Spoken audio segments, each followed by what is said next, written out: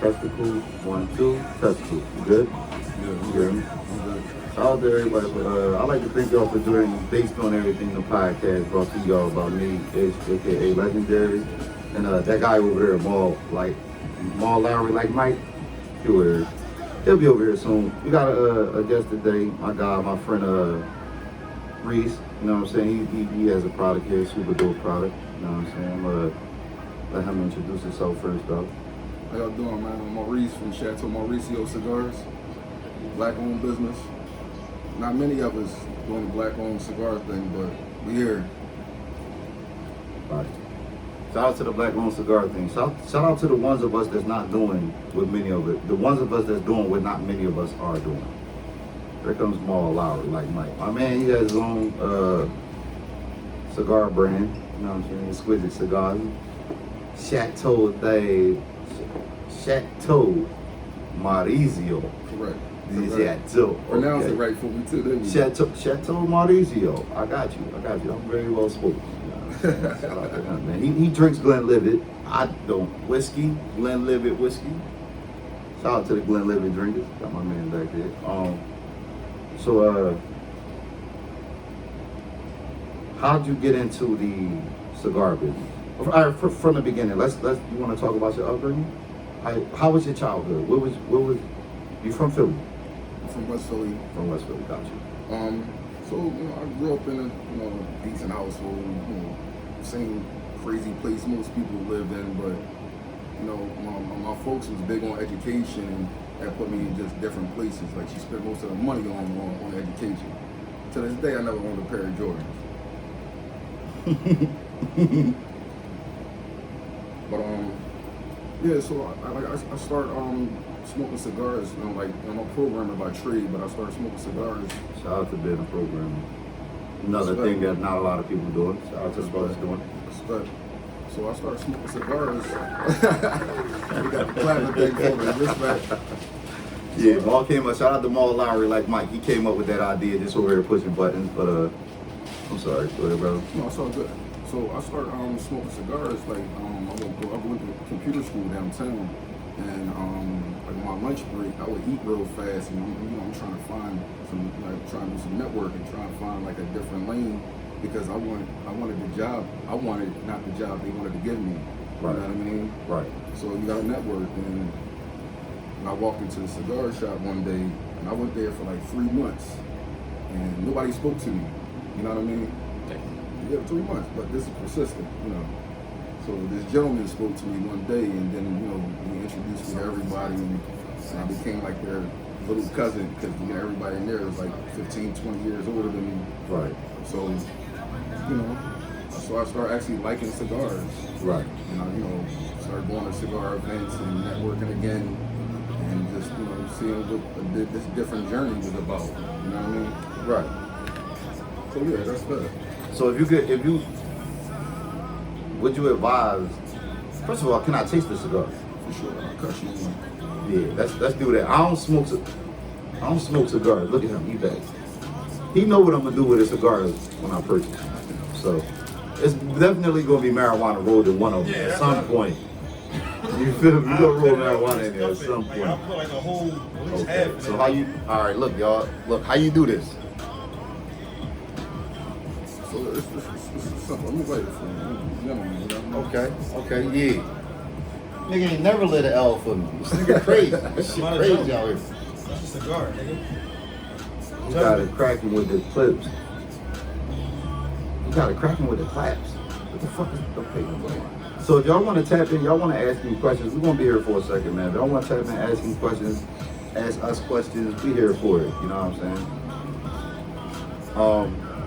So this is a different kind of situation when you smoke this way.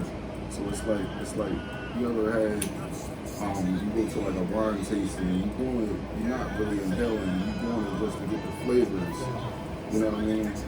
Like you puff it to see what it tastes like. Right, correct. And you enjoy it with your I like scotch, so you enjoy it with your scotch. And you do more of like scotch and cigars is like peanut butter and jelly, man. It goes together really So well. drag it and then drink? Or drink and drag? Drink. Drinking grass. Yeah. That was my first cigar. Shout out to Chateau, Maurizo. You feel me? You gonna teach you how to do this though.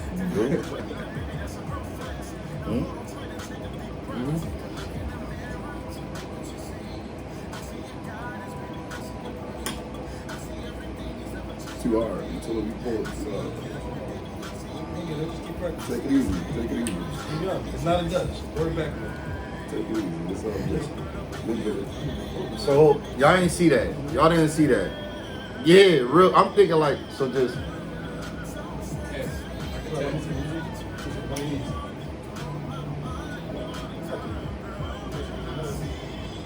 Yeah, just take it easy. See, he a professional. He puffing that shit. I feel like I'm a fucking shout out to Just hit it, bro. Chateau Maurizo, It's man. like- Y'all make sure y'all grab up Like and all kissing that. it. Little peck on it. It's going, you pull it. Damn near. You know what I'm saying? I'm trying to time it just a little kiss. And you kissing it for real, for real. You ain't hitting the motherfucker. I've been around some players, man. Hold on. Let me Let me take see. ball Hold on. table, I got dude. y'all. Hold on. Look, y'all, I got this shit, man.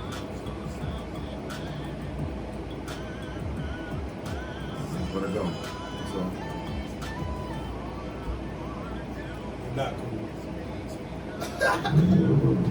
He look cool smoking. Yum on the Yamaha. Shout out to Josh. Thank you, Josh. I ain't spoken to Josh in a while because Ja, assalamu alaikum, shit, Ja. but I have to appreciate the gifts. It's all like it, it man. just Oh. look like my car. You saw it?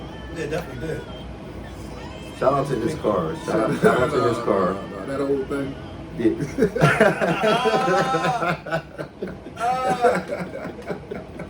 So, shit. all right, we got to childhood, your upbringing, your field of choice. Now, when did you, like, what was the thing like, yeah, this is what I'm going to get into?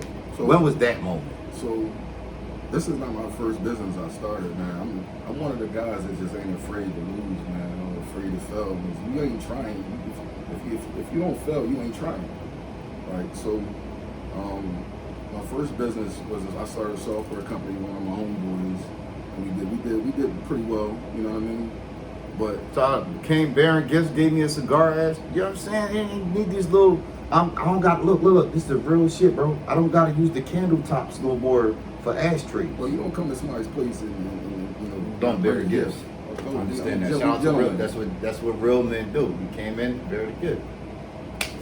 You know what I'm saying? I'll be around different people, man. I'll be around real people that doing real things. Like Pop.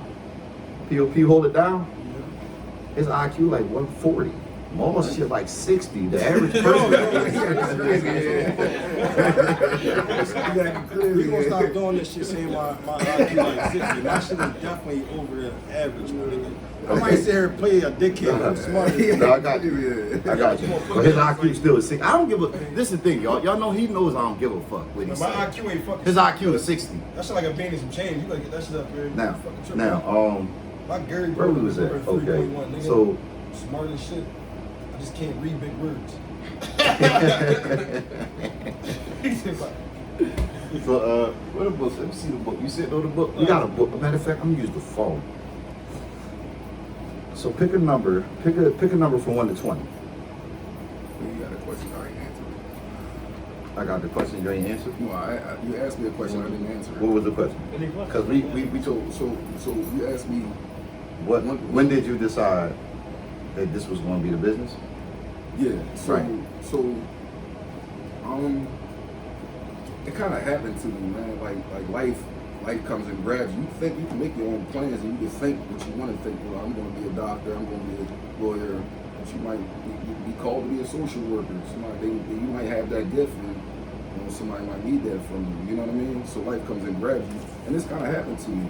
Does marijuana smoke bother you? Be a thing. Be a thing. Appreciate that. Consider it right here. And we very hospitable. Is that the word I'm using? Hospitable. What's up? They're right there. I set them on the table. So Bananas. about I only got one nano. Oh, it's up there. Oh, about 7-8 months ago, my man started. Shout out to my man. You know who he is. He started a hookah lounge. Not just a hookah lounge, but it gave like an Arabia vibe and everything. You know what I mean? Right. And he came to my place and he was like, "Yo, man, you gotta come down and see it." I was like, "Wait, Like, you gotta come down and see the official. lounge. Yeah. I was like, wait, you official? I know what kind of guy you are. You official. You got a tobacco license. He was like, yeah, all my stuff in order. I was like, okay. Let's do some business. And so we started up. We started as we were supposed to, basically I could start the cigar brand on piggybacking on him. Right. And we work out a percentage or whatever, And a little while later, I got my own tobacco license, and I just branched off on my own kind of thing. Like I said, it happened to me. It's like more people that look like us that started to get into cigars, and I'm like, what'll be heavy? If I had my own cigar brand. And this one night, I'm sitting with my lady, and I drank way more than I should have, and I was like, baby, I got a name. She was like, you really drinking too much. You have been had a name. You 39 years old. You had a name for me. I was like, no. One of my cigars that I used to love, the model was called a double Chateau. Double Chateau. And my Italian homeboy was real old, like he's a crazy gentleman, crazy player boy. You think Mike Larry was somebody, you don't leave that boy around your lady kind of thing. This boy, he'll kiss her hand. Yeah, you know what I mean? He That sound familiar? Yeah, you go around kissing people's ladies' That hands. Sound familiar? So he called me Maurizo, you know what I mean? So that's where the name comes, Chateau. Oh, that's happy. Chateau Maurizo. That okay? It called you that. Mm-hmm. You vicious. You look like a vicious mob boy. You look like one of them boss mob, one of them super classy boys. I ain't nobody. Yeah. He carry. You see, every time he speaks, he's like, yo, we gentlemen. You can tell from a person the way a person speaks. You know what I mean? But Get the papers. All right, that's cool. So, what's your earliest childhood memory? Earliest childhood memory. Let's get to know people. Nice. Let's get to know Maurizo. So back in the day, we lived in Jersey and like Washington Township. We had this real big crib, and at the time it was me and my big brother, and like we had the whole second floor. Like one part of the second floor was our playroom, another place was our bedroom, and like we just had like all this shit. Like we had all this stuff that none of my folks really had. Like, but my grandpa was like big. He was a heavy guy back in the days on some truck driving. He moved people's cribs, like pack their crib up. All that. Right. He wound up being like a millionaire in the '80s when ain't nobody really had nothing. So like we lived a different way before we moved back to Philly. You know what I mean? So like just like being outside playing this big ass backyard, and my pop had the Bronco, OJ had it. You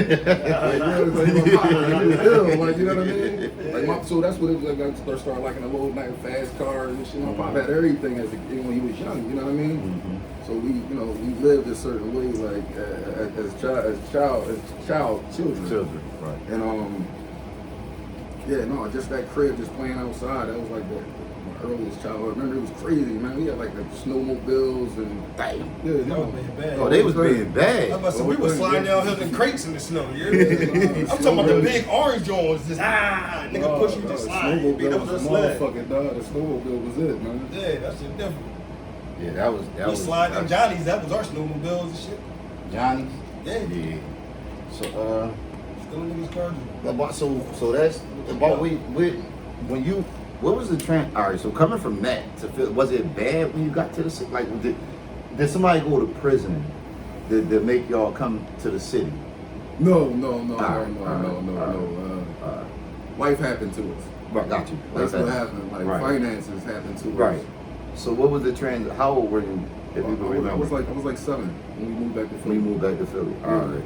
So it's like second, third grade. Yeah. So by the second, third grade, you could still. But by 5th grade, it's like, what the fuck? Was it like that? I knew it that day when we moved to Philly. The day y'all moved here? Yo, that day when we came to Philly, cuz, dog, that's a true story, man. That day when we came to Philly, right? We pull on the block, and as we pulling on, I'm like, my big brother named D, I'm like, D, yo, you see that over there? He was like, what? I was like, the cops got all 6 of the people on the ground. What are they doing? From going from that to that, one day was culture shock. That one day, I'll never forget that shit, man. You never seen that? I've never seen people in handcuffs. Damn. So 7. That day, The day they came to Philly, you seen 6, 7 people in handcuffs. yeah, Damn.